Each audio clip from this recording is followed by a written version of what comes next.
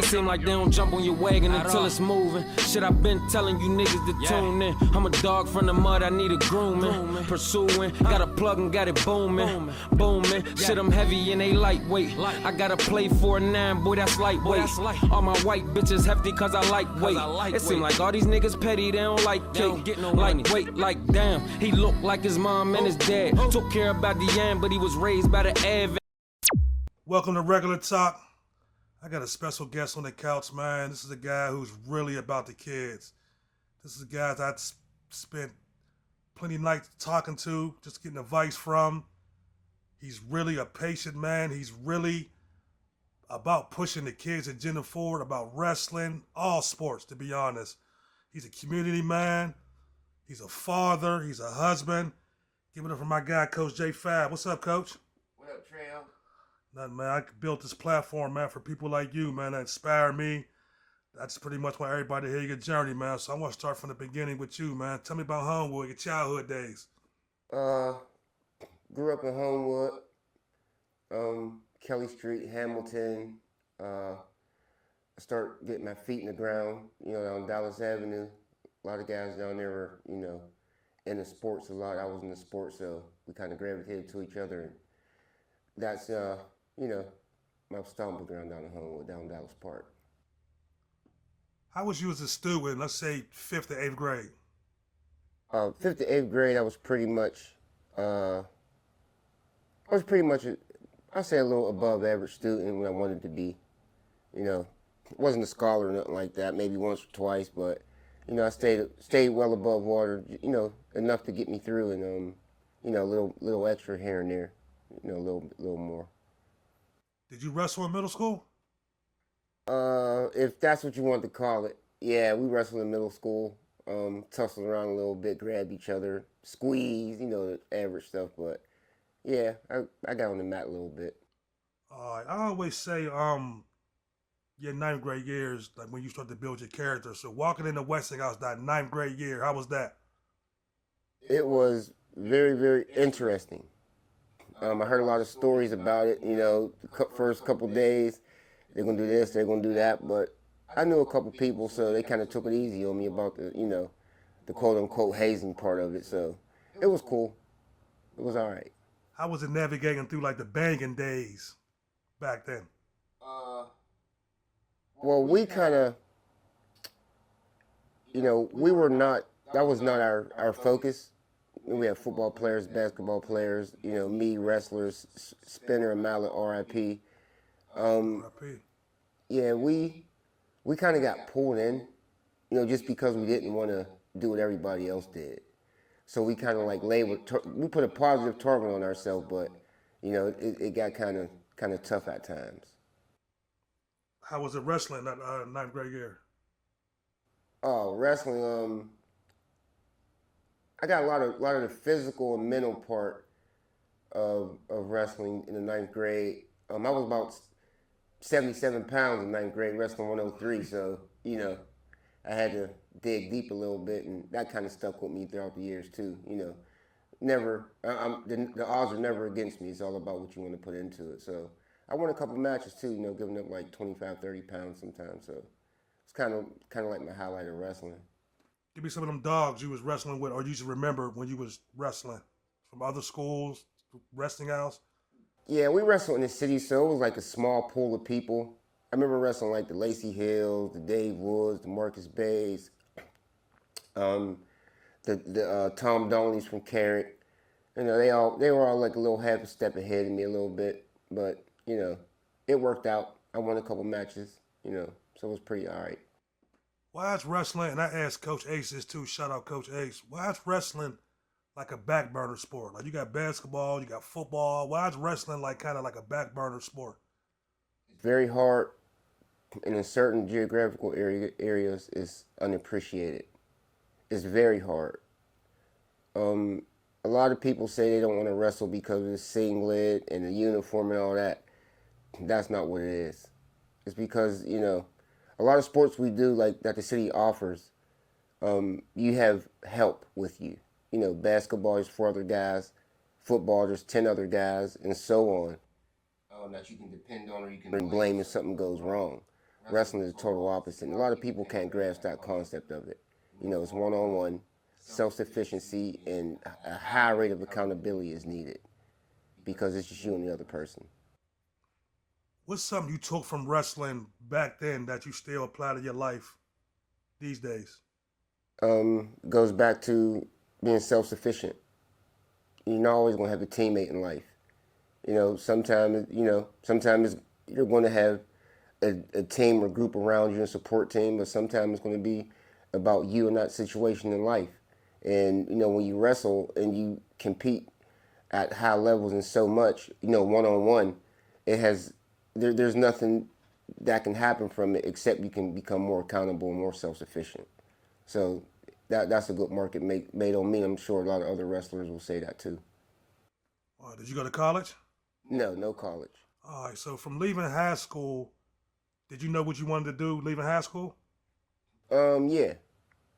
I was one of the first, well, I think to this day I'm the only male at Westinghouse who finished all 4 years of early childhood development.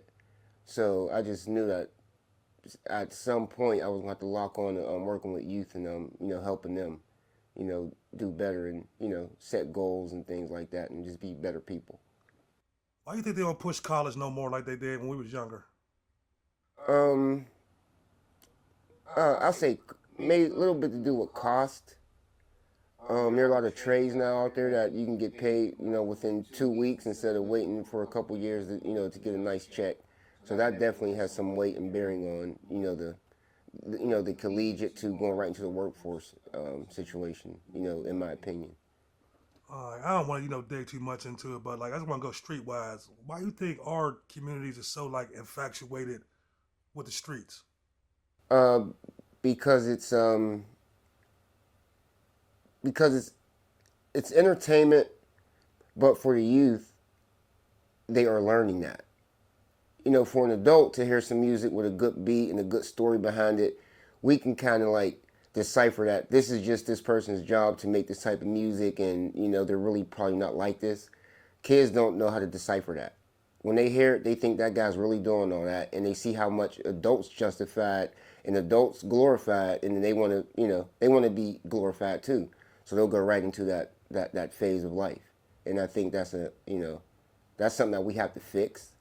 And it's going to take for people to really not say they're about the kids, but really be about the kids, because you're going to have to make, decisions that, 10, 15 years ago, you're going to have to change some things.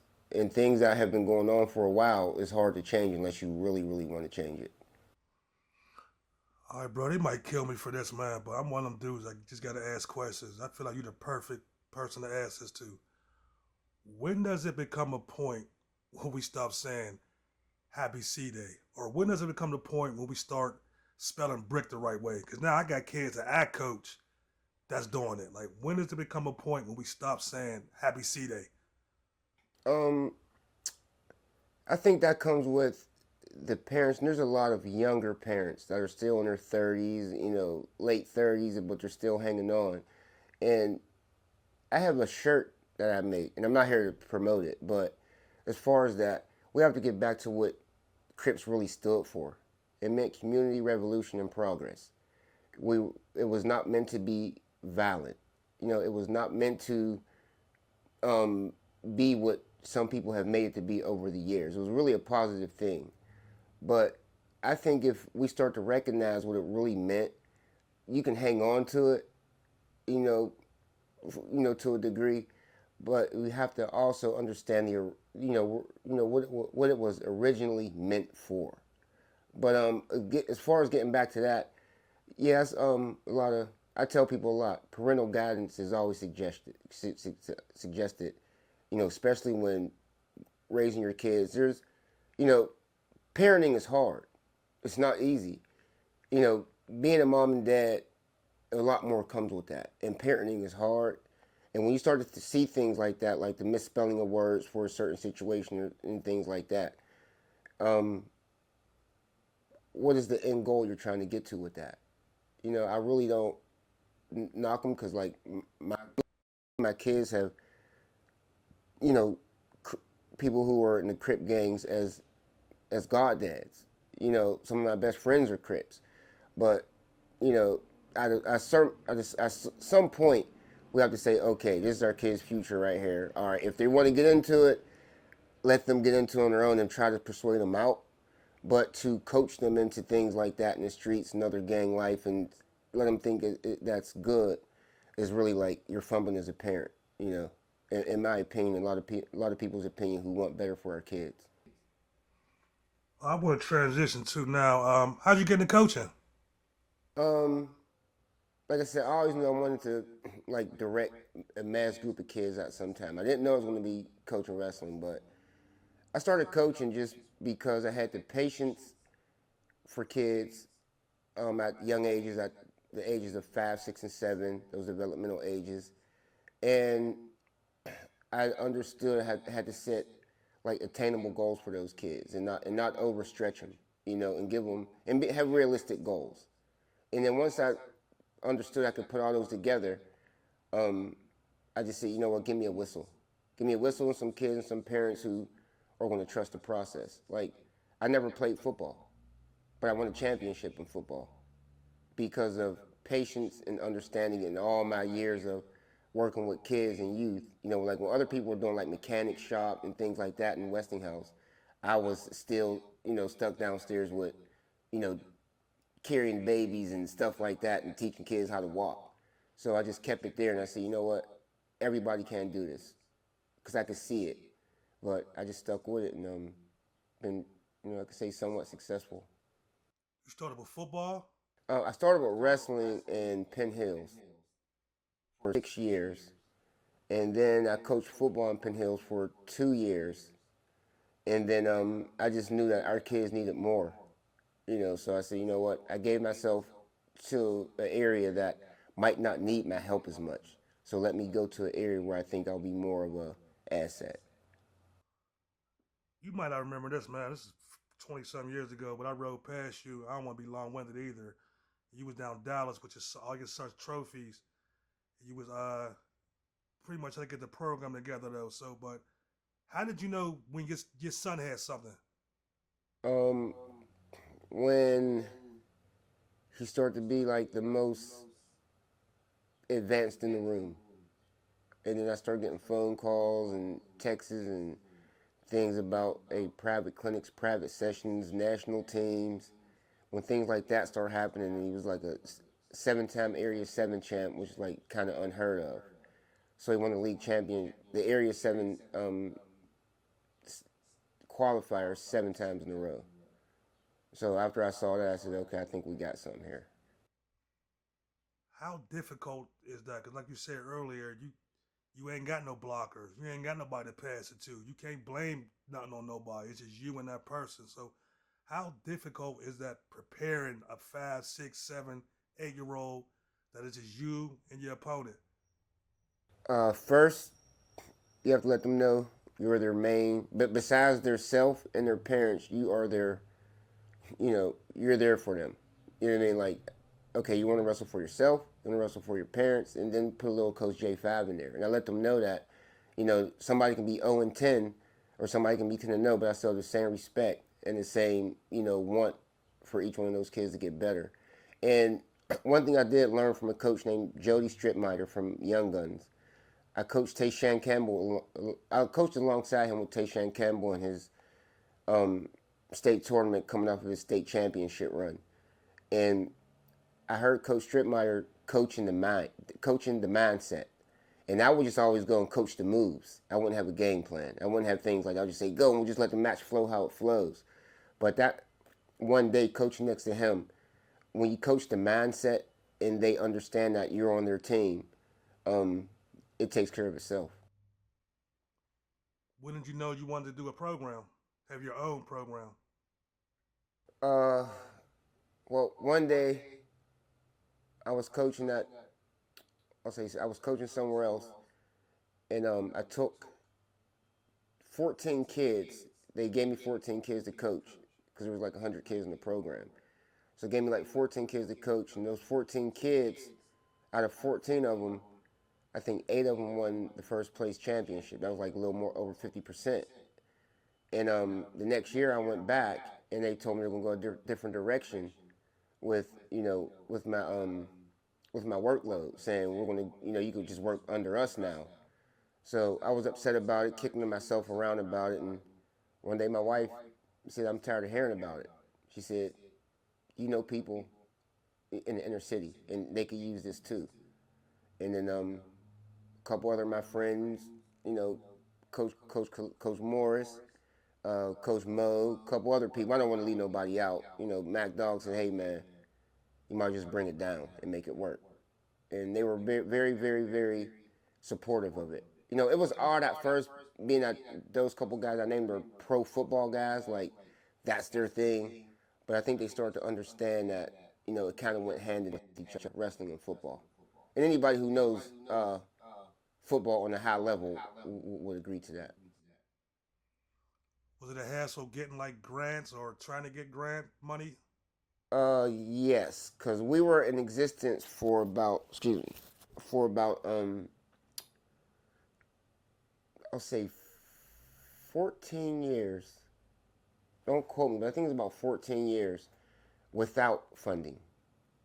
So, I would take bonuses from my job. My wife would put some money in, and as long as we got our money back, but it didn't always work like that. Sometimes you take a clip, but we knew we were building something, so we were going to have to do it.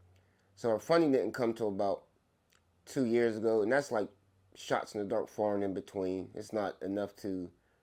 We're appreciative to the people who do, but I think it should be more, being that it's a commodity sport, and it's if you look at the inner city in the winter, there's really not too much going on to keep kids captivated.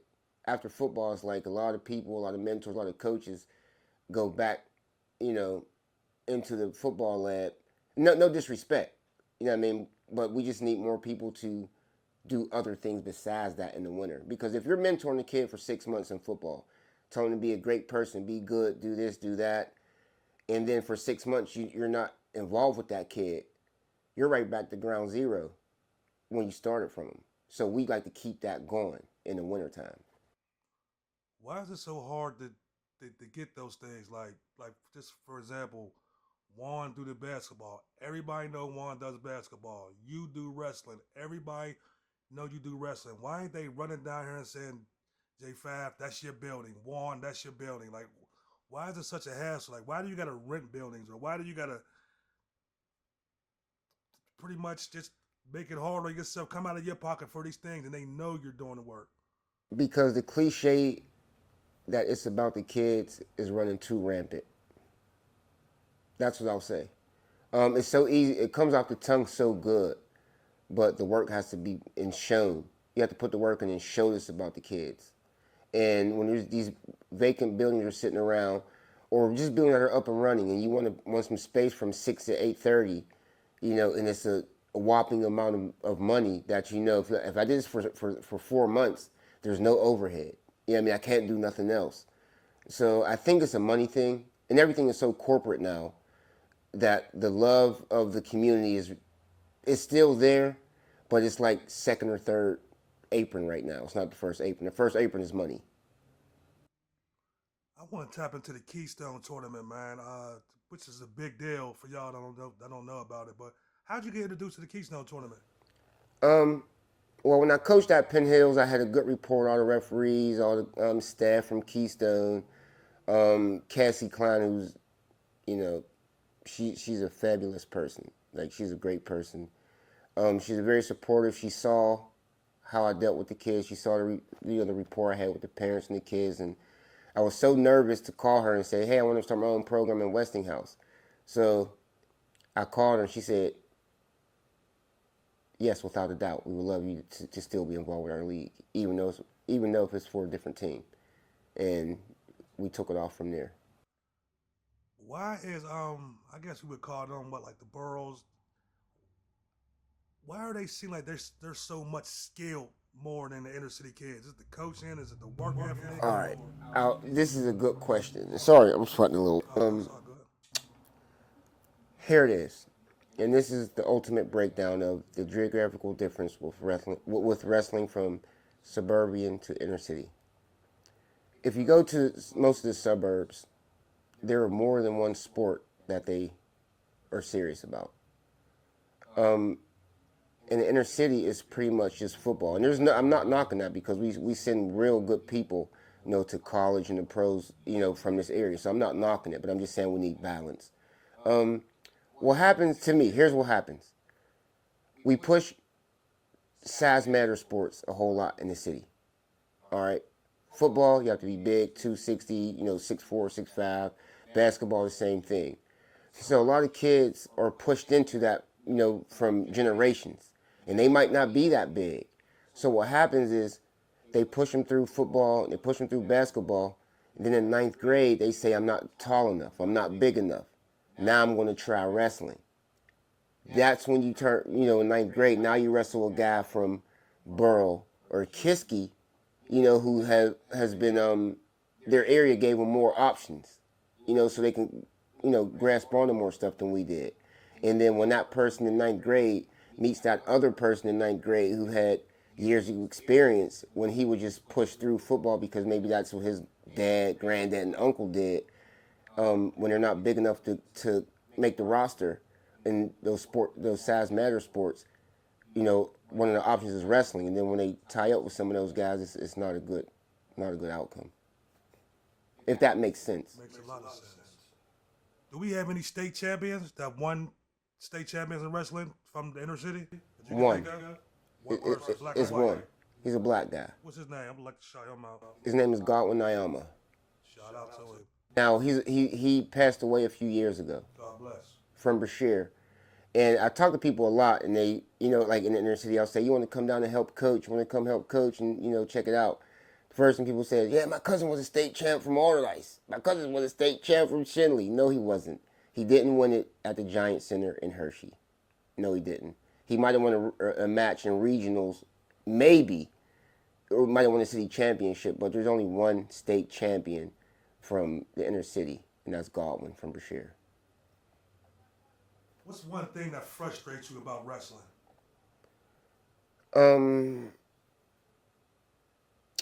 One thing that frustrates me about wrestling, I would say, is, let me dig deep for this one. What frustrates me? I can say, as far as coming from our area, our lack of knowledge. If that makes sense also, because, I'll talk to a parent, about getting their kid involved in wrestling. They'll say, well, they can't go to college for that, or there's no girls wrestling in college, and we're just so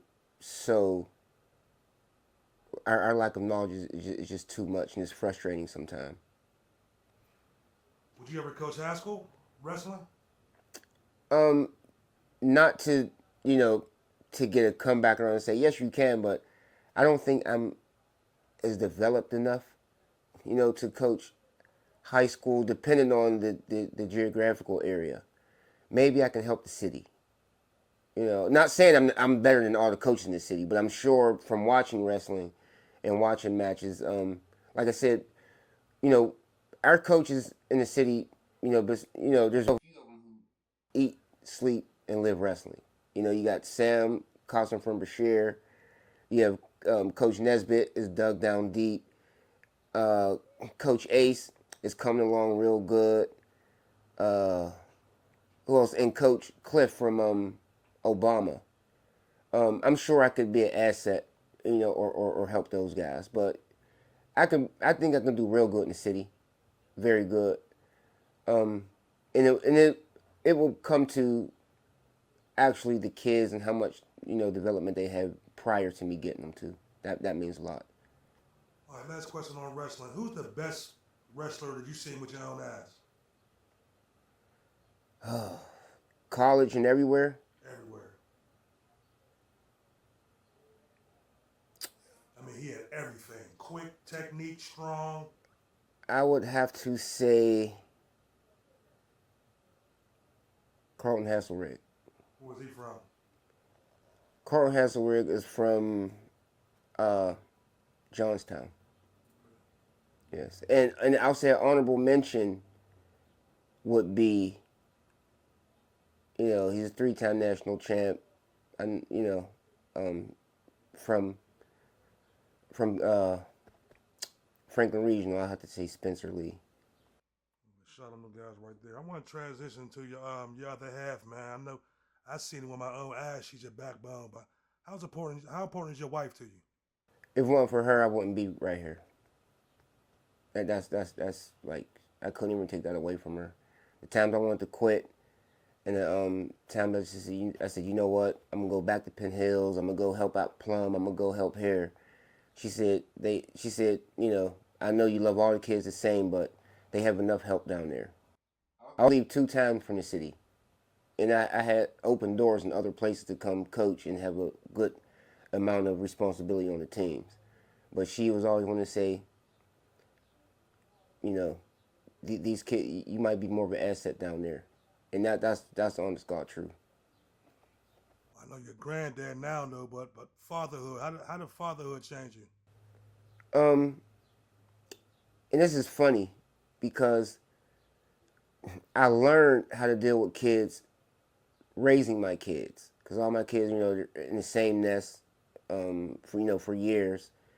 Me and my wife have 4, and me learning how to deal with kids and be patient and have realistic goals and things like that all came from within the house. And a little bit I had I had a little pre-coaching on, dealing with kids, coming through Westinghouse with the youth, with the infant toddler program and things like that. So, I had practice, but, my kids are another reason where, like, I'm at where I'm at. What would you say to a kid that you know from your community that got 1 foot in and 1 foot out? They try to play sports, but they still hanging around in the streets. You gotta put both feet on one side and make sure you're equipped and ready for it if you take that rougher route. And there's no redos. There's no redos in life. You can't rewind it. You know what I mean? Once you make a decision, there's no turning back. There's just repercussion from that decision. A lot of kids, they're younger. A lot of these parents are younger. Like, I see right now, like, this is not a knock on anybody just because I don't do it. I'm not knocking, I'm just, giving my story right now. It's just what you expose your kids to. That's a lot of it. I know my kids are not perfect, by a long shot. But, I let them know that I expect them to be as close to perfect as possible. Like, there's certain music I don't listen to with my kids in the car. And my kids are all of age now. But I just don't want them to seep in their minds. I don't want them to know that, this is the thing I want you to do. Even though if I do slip one on, I will break it down and say, hey, this guy's doing this for money. He's a regular guy. He's just real good with his wordplay and beats. So I always try to, protect mine from, those outside negative influence, even though it's going to come down to them and their decision. What's Coach J5's ultimate goal? My ultimate goal, I would say, was to continue to position myself where I can focus solely on youth development on my own terms and still keep gas in my car, if you understand what I'm saying. I don't want to be rich. I mean, everybody wants to be rich, but I don't want to be rich off of, working with kids. If I can find, get a building where I can give them a safe place to go, some mentorship, some gender equity, practices like that, outdoor recreation, where I can just say, this is where I'm at, that would be my ultimate goal. And I think it will happen, and when it does happen, I think it will be very, very impactful. My brother, I wanted to say I appreciate you pulling up on me, man. I don't know if I ever told you privately or publicly, man, but I appreciate you as a person. Like you said earlier, a lot of people, it sounds good coming out the tongue, it's about the kids, but I see it with my own eyes. You're really about the kids. Like, I see the impact you had on my son, man. So I just want to say I appreciate you. I look forward to what you got going forward, man. I can't wait to see what you got coming up next, man. Yeah, I appreciate it, bro.